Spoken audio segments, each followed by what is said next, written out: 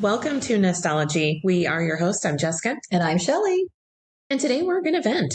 We've got some venting stories. I think it's actually good to share because I think there's a lot that goes, kind of behind the scenes with real estate and mortgage that people don't really know about. And I think they should know about because honestly, I don't think half of this stuff would happen if they really knew what was going on our end of things. So yeah, we've got some crazy venting stories and gosh, this might be a long one. It might be.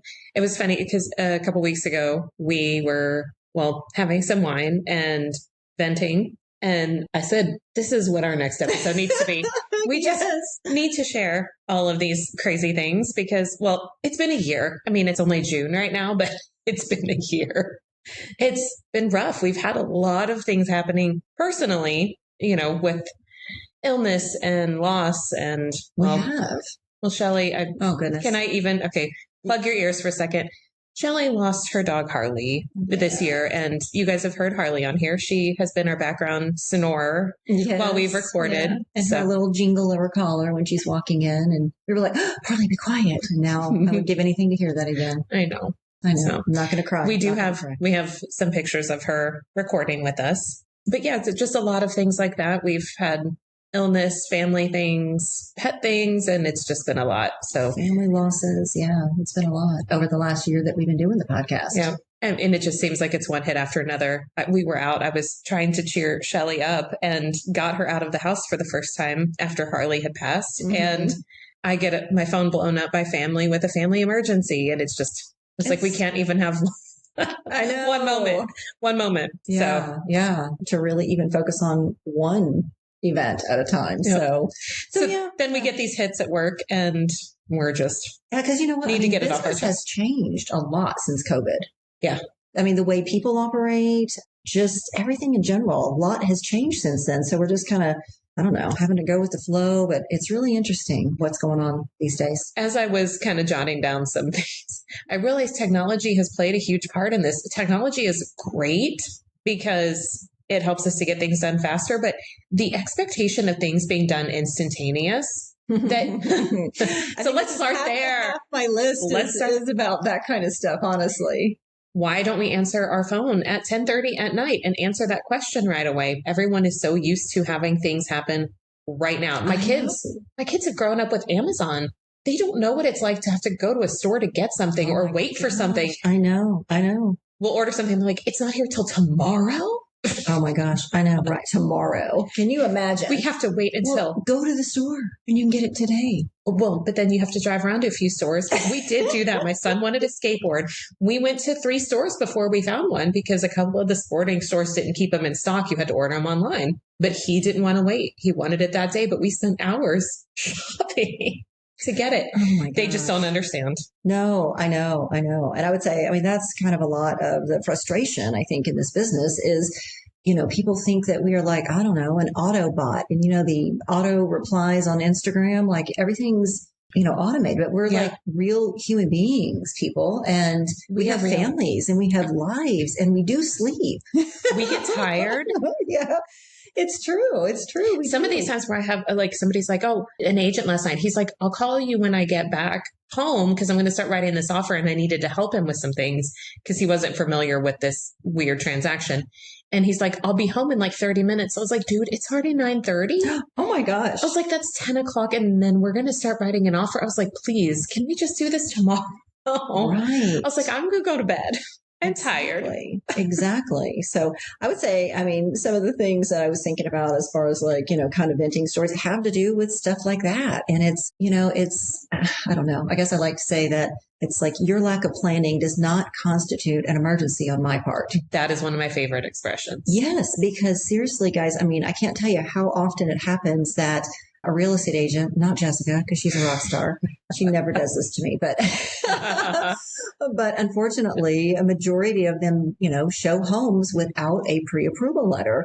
And then what happens is I get a call at, 6 p.m. on a Sunday saying they've been out looking at homes. They found the home of their dreams. It's the absolute home. They've not even gotten pre-approved. And the real estate agent doesn't understand this is not a 15-minute process. Yeah. We've got to get there's documents. also a bidding war on that house and the offers are due by 8 p.m. And they're due by, exactly. And then I'm like, oh my gosh, you've got to freaking be kidding me. I may have had plans with my children or with my family. And I can't tell you in the past how many times that I have had to rearrange my personal schedule, to do stuff like this for people, because I will jump through hoops. It's in my nature. And that I would do that. It's hard for me to say no to that kind of stuff, right? Same here. But I get frustrated, when it's a situation and you end up getting used in the end. We got another story about that. But yeah, it's like, plan ahead. A pre-approval is super important in this market, and you shouldn't be looking at homes, even if you're like, oh, I'm fine. I'm totally pre-approved. Well, what if you do find that home of your dreams? What if you lose it because literally you couldn't get the pre-approval done in time? Yep. I see it all the time too. And it blows my mind. I've had agents who've shown my listings and they're like, my client loved it. It's the exact house that they want. It fits all their needs. I'm going to get them in touch with my lender now. And I'm like, oh, are you kidding me? Right. And then they don't qualify and they're so heartbroken. I know. And here's the other part too, that is the frustrating part for me is, I take pride in what I do and my pre-approval letters are done correctly, right? Mm-hmm. I don't start loans that I don't close. Right. And so there are lenders. So for example, I've had agents say to me, oh, if you can't do it at 8:00 on a Sunday, I'll find somebody else who can. Right. I'm like, do you want to work with a McDonald's lender? Right. Like, do you want that pre-approval letter? Like, it floors me. Because I'm going to do it the right way, which means I need an application. I need documents. We've got to review the documents, guys. Like This is not just submit the documents 3 seconds later. They're approved, right? They just gave you their documents. Do you know I have to look at the documents? I actually have to calculate income. I've got to look at the bank statements, every single page.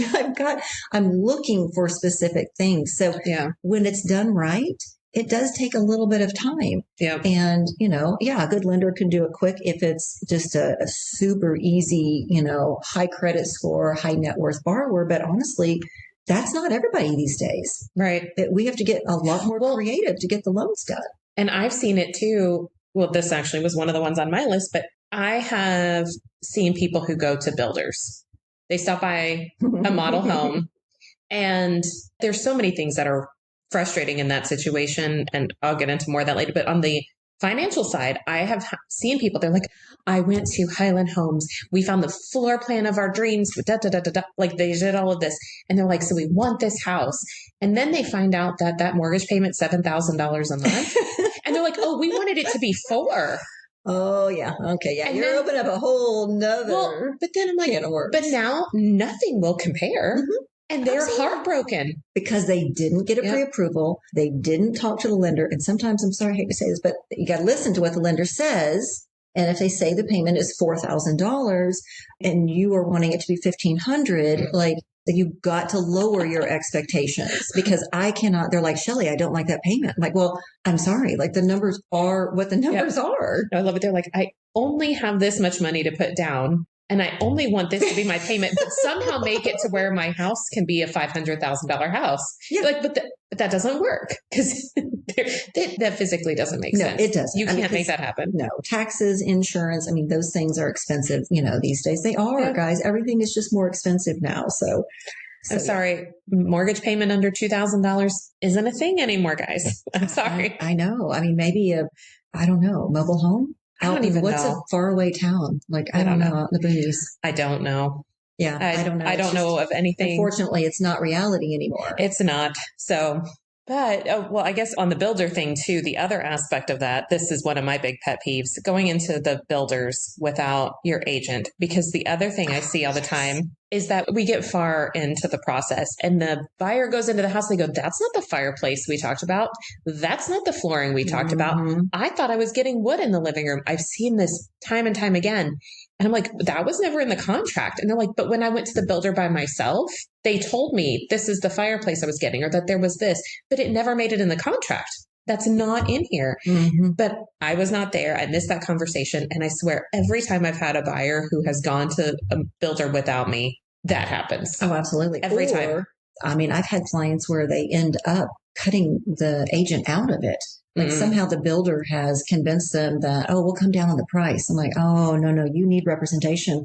I've had some that didn't listen and they're calling me, asking me to try to negotiate things with the builder. I'm like, I am not a licensed real estate agent. Like I'll provide the money, but you're on your own. Especially if you are building, like where you are selecting things and this is a 6 month to a year process. I mean, you need an agent more there than you do on an existing home sale. There is so much. Absolutely. That contract is extensive and there are so many things that can happen in that time that you need to be aware of.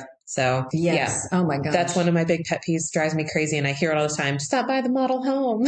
Oh my gosh. Well, and I just want to scream. And you know where I'm going to go with the builders, but it's like, from a lender's perspective, when I've worked with somebody for, months and months and months, and sometimes a year plus, working on pre-approvals and, issuing letters and on existing homes. And they finally go, oh, I give up. I'm going to go to this builder. And then the builders have been offering some really great deals. And in the past, I've been able to compete, but they're offering crazy stuff, these guys. So always check with your lender to see if they can compete with it. But a lot of times, I get kicked out. And hey, in case the general public doesn't know, I don't get paid unless I close the loan. Yeah. So all that time and energy that I spent with the client, with the pre-approval, looking at documents, paying my assistant and my team to work on the loan file, all the things that we're doing, I literally do for free.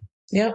And I'm not it's sure the same people here. realize that. I think a lot of people don't realize that either on my side of things, because I've gone through the process of working with a buyer or listing a home, and that's even more expensive. I'm paying for pictures and staging. And they're like, yeah, we changed our minds. We're just going to stay put.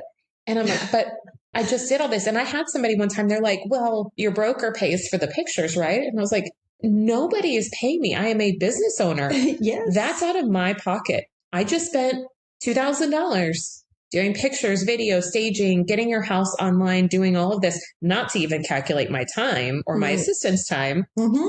And you just changed your mind. Oh my gosh. I know. And that, that goes into, I recently had this happen to me and I was just floored that I had a client who literally said to me, I am working with you and another lender side by side through the process to decide at the end who is going to get the loan, whoever, and I'm like, are you kidding me? So, when we do that, like I literally have to pay for, my processing team to process the loan. Yep. If it's been underwritten, I have to pay for the underwriter. I pay for my assistant's time by the hour on this.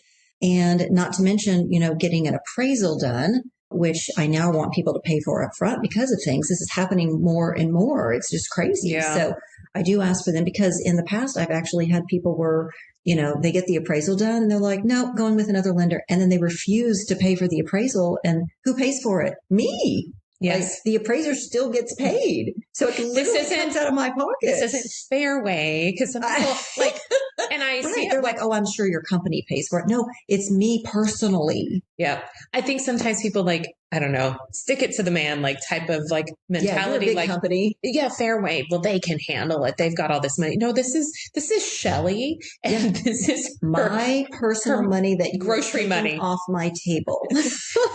And yeah, they do look at that because literally, I don't know if you know this, but Fairway just got ranked number 4 in the nation.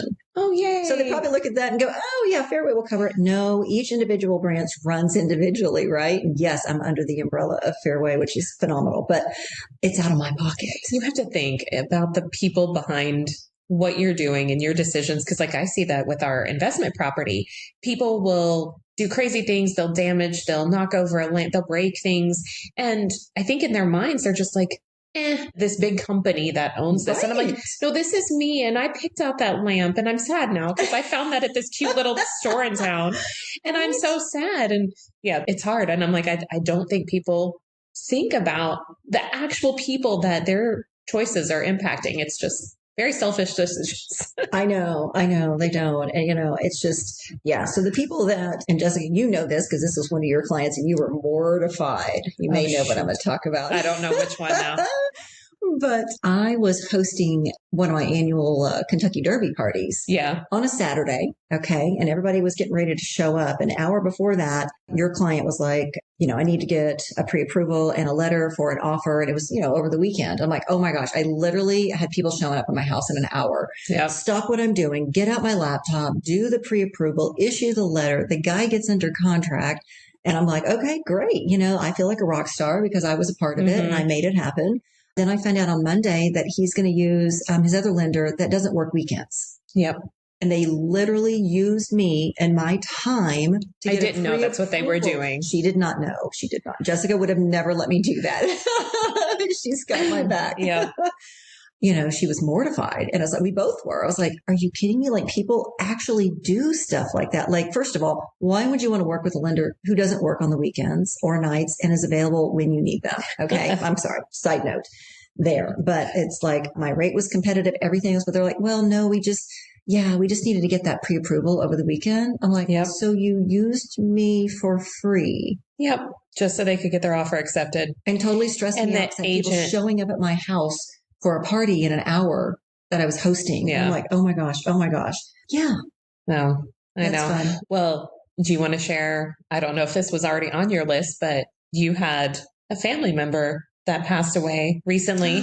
Yes, it is on my list. Wow. Well, let's share that one because... Well, I've got a couple of those, you guys, because I feel like, I don't know if I'm the only one here, but where is the empathy and compassion in people? I feel like since COVID, everybody is just used to disaster after disaster, and there's no real caring or empathy anymore. Yeah. I'm not saying that for everybody, obviously, but I just am seeing it more and more, and it's really disheartening because I did have a situation where I had a family member pass away, and I found out, early afternoon, and I was supposed to be on a Zoom call, just a 5-minute spiel that somebody wanted me to speak about investment property purchases, and I was thrilled to do it.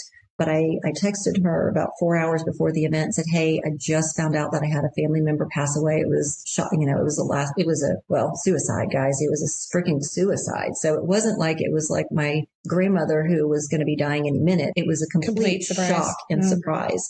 So the response when I sent the text, I said, I had a family member pass away. I'm not sure I'm going to be able to make it on the 6:00 call. The response I got was, I'm so sorry for your loss. Can you let me know by 4? I was like, well, what?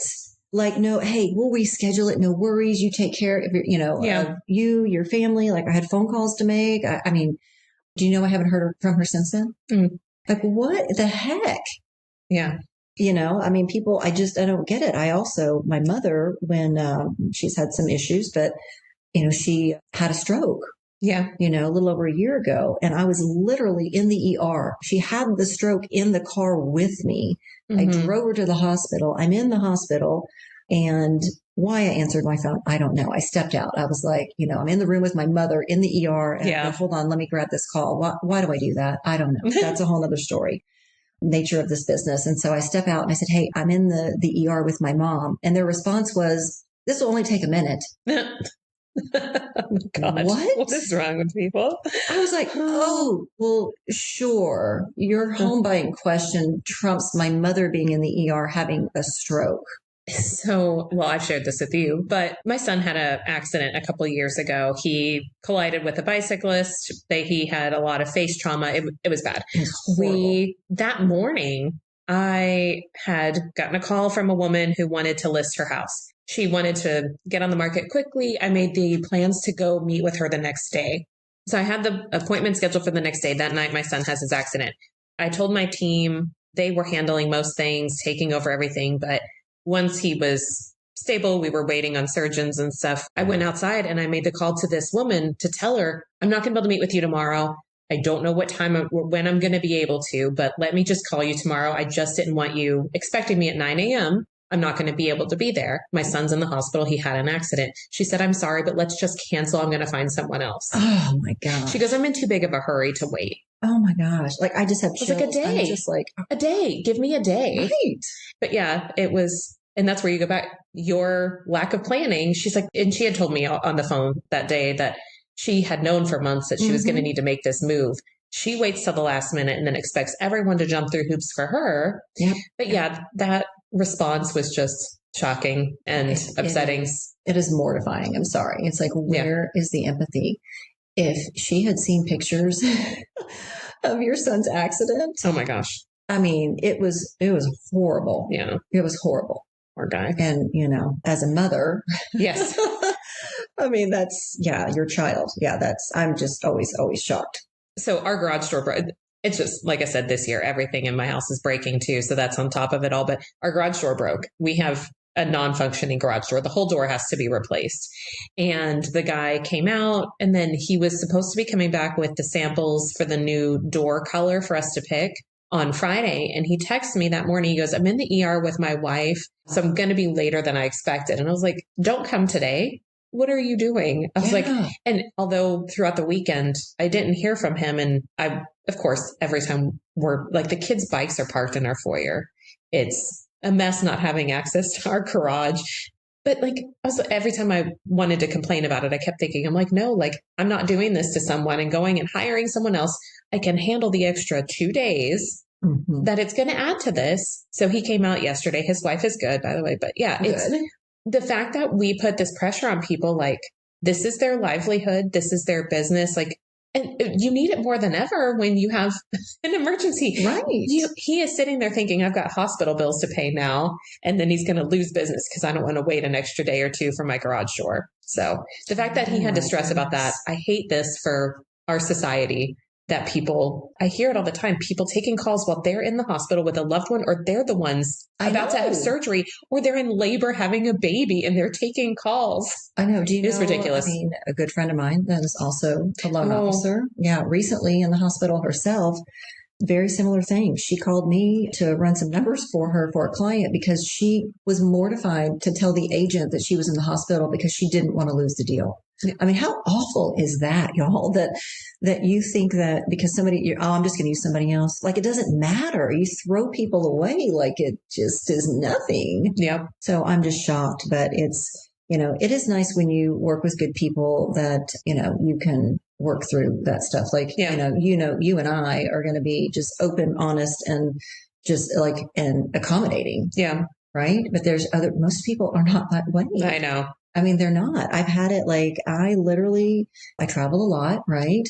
I don't like to post literally when I'm gone normally, unless I'm seriously just working from another location, because I will literally get the whole, oh, Shelly's gone, find another lender. Like, I have a team. Yeah. I have a team, and this is why I can travel. Yeah. They can do things while I'm out. And yeah, it's that whole thing. It's like you try to do something for yourself and your family. Yeah. But you never really can fully unplug, because you're always scared you're going to lose the deal. Yeah. Because of what people will think.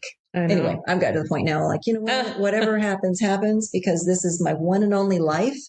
And I have experienced a lot of loss lately. And now I'm kind of like rethinking through some things. And it's like, you know what? Then I didn't need to work with a person that didn't didn't want to wait one day for me.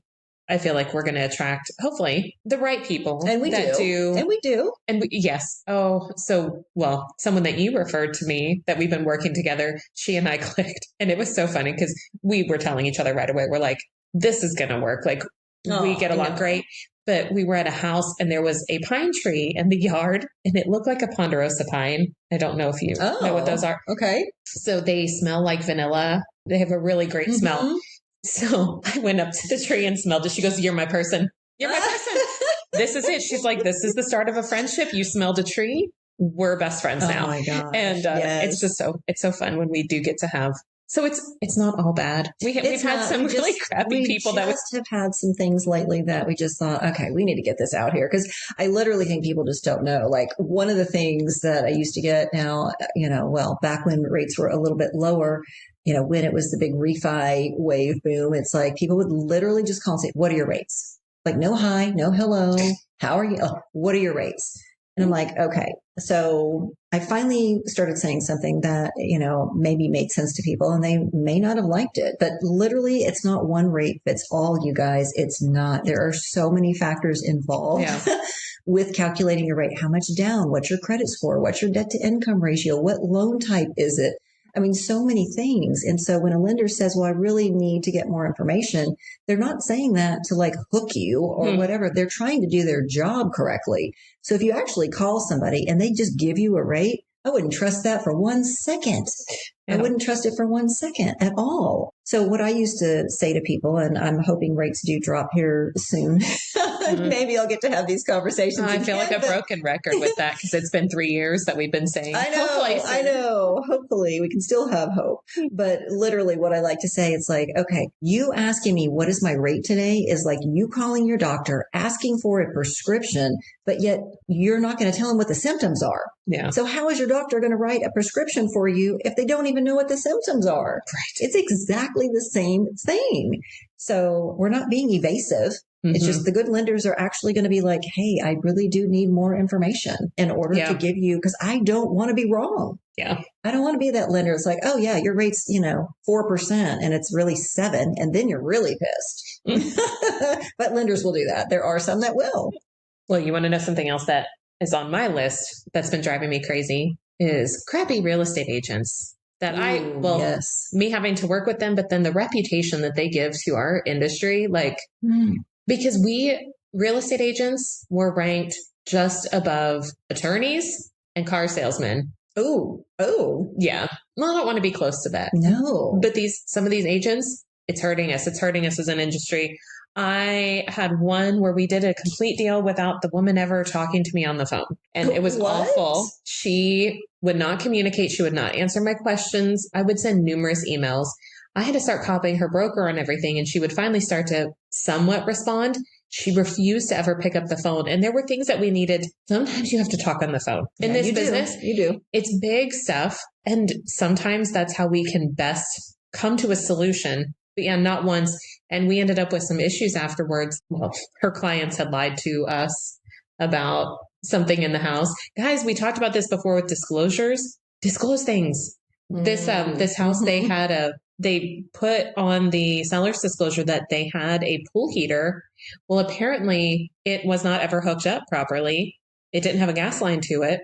So after she moves in, she finds out it's not actually hooked up. The neighbor tells her, he goes, oh yeah, they were taken for a scam. The guy started working and then never came back. So they knew about it. Oh my gosh. But we had asked some questions about the pool equipment. The agent ignored our questions. So so much of this came back to the agent not communicating. But what a horrible experience my poor client went through. Oh my gosh. That's awful. That's awful. Well, I don't know. Some of my other little ones are just, like I said, I'll jump through hoops for people. Right. But all I need you to acknowledge is if you're going to text me at 9:30 on a Saturday night, acknowledge that it's 9:30 on a Saturday night. Don't just act like it's 3:00 on a Monday and expect, you know what I'm saying? Yeah. It's like, I mean, I cannot believe the times. Like I have agents and clients that literally will text me at 3 a.m. Oh my gosh. 7 a.m. on a Saturday or a Sunday and not even say, hey, sorry, it's Saturday, or hey, I know it's Saturday at 9:30. Can I ask you a quick question? Like, no, they just literally act like 24/7 is my hours. And I mean, I know to an extent it kind of is, right? I'm always on call, but it's like, just acknowledge, you guys, like, because I know I have to work longer hours than most people do, because I have the clients like, if I'm doing a pre-approval and they're like, well, we can't talk, during work hours, but their comment to me is, well, I mean, I work. They act like it's shocking for me to ask them to work. Like I do too. Like, what do you think my hours are? You know what I'm saying? It's like, they're like, well, I can't talk until after 6:00 because I work and then I got to get home and then I got to have dinner. And how about 7 p.m.? And I'm like, well, I mean, okay, yes, I will work around that, but acknowledge the fact that I'm also working those hours and now working late and now working late for you. Just, all I'm saying is like, I don't do it for for somebody to say, oh, thank you. Like, but it's just common courtesy. Yes. It really is. Like, if I'm going to talk to you at 8 p.m. on a Saturday, please acknowledge that just out of courtesy.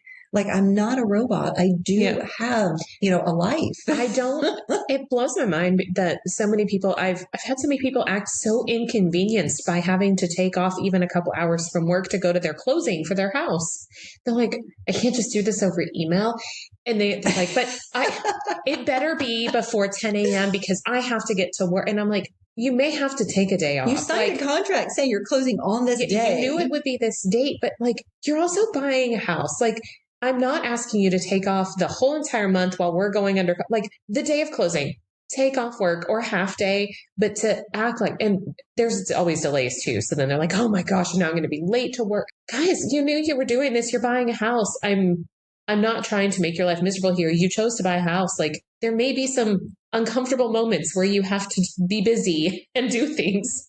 So absolutely. Oh my gosh. On the texting, because I think a lot more people are getting to that where they're texting at any time, assuming that if it's after hours, you're just going to respond the next day. I have a conversation with people when we first meet. I tell them I keep it on silent at night. So if they text me, because we have people who work nights and they sleep during the day. So I tell them, like, if you text me in the middle of the night, it's fine. I'm not going to respond. That's true. I will text you back when I am awake and working again. But that way they can, because sometimes they're thinking about something, they're at work and they send off a quick message, or that's when they're doing something.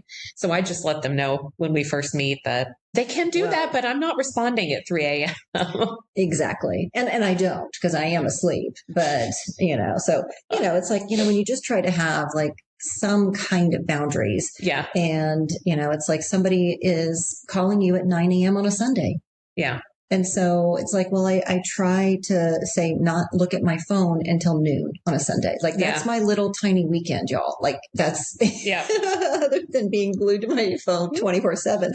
Like, I try not to look at that. But then the phone, I'm like, oh, all right. But then there's no acknowledgement that it's 9 a.m. on a Sunday. Yeah. So just kind of a little frustrating. People just need to be a little bit more grateful and thankful. Like, we will bend over backwards for you, but just acknowledge that and, don't screw people over. Yeah. I have another agent story. So I had a listing, and it's kind of one of these come full circle things. We parted ways. The property didn't sell and we mutually agreed to part ways. And I got pulled back into it recently because the agent that they ended up hiring did not do anything he said he was going to do. They didn't get any communication from him while he was listing it. Apparently, he never listed it online. They didn't realize that. It was not an MLS or LoopNet or any sites. And I don't want to say I know exactly what he's doing, but when you see agents in this situation, it's typically they want to get both sides of the deal. He wants to find the buyer. He doesn't want to put it out publicly marketed. He puts a sign up and that's it, so that he can make more money by having buyer and seller. So they had no idea. A buyer was actually interested. He wouldn't take the other agent's calls.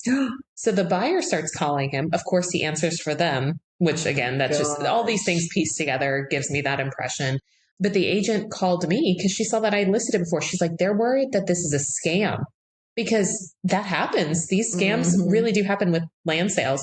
So I got back involved calling my clients and they were like, well, actually, we don't even have an agreement with him anymore. It expired. He shouldn't be saying he's still representing us.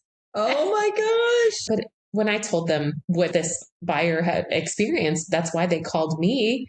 They were floored. They had no idea what was going on. They thought this whole time for the last year that he had been marketing the home. He had not. And now he's falsely claiming to represent them. Unbelievable. It was a mess. So then I get involved again to try and help them. Yeah, it was wild, but it was kind of one of those moments where, maybe they had questions at some point if I was doing everything, and now they really get to see what it was like to work with someone else. So exactly. Yeah. Exactly. That was a fun one. So, we do have a lot of wonderful, great clients that totally, appreciate the jobs that we do. But I just thought you were right. It was like, we needed to vet. We need to get some of these things out here because I gotta, have faith in humanity that maybe they just don't know. Maybe they just don't know that we don't get paid and, how this actually works on our end. And maybe if we could just tell them, then maybe it won't happen as much. Well, I think everybody, any industry needs to share more, because I think there's a lot of this where people don't understand. You have to put yourself in someone else's shoes, and we're not doing enough of that. Right. As a society, nobody is taking the time to really think about how the things that they're saying and doing impact others. And we need to do more of that. I agree. So that's why we wanted to share this today. Yes. So thank you for letting us vent. Yes, thank you. You needed that. I feel so much better now getting that out. Well, we have a couple episodes coming up with some great guests. So we'll actually have some content for you with helpful information. We have some home repair and we have a plumber coming up. So we have some good episodes that hopefully you guys will find very helpful, since this one was not helpful at all. I think it was very helpful. You think it was we helped people? Yes, because people don't know this. And now they're like, oh my gosh, I had no idea, some of these things. Like, I had no idea what it was involved to tell me what an interest rate was, or, this is why you pay for appraisals up front, or, don't call somebody to use them on a weekend and not intend to do business with them because they worked for free and took time away from their family. Give love to all the small business owners. Yes. They work very hard and they don't get paid enough. Exactly. Well, thank you for joining us. And like I said, be sure to check out the following episodes too, because we got a couple great ones coming up. You can follow us on social media. We're on Facebook and Instagram, Nestology Podcasts. Well, thank you for joining us, where we help you make the best of your nest. Bye. Bye.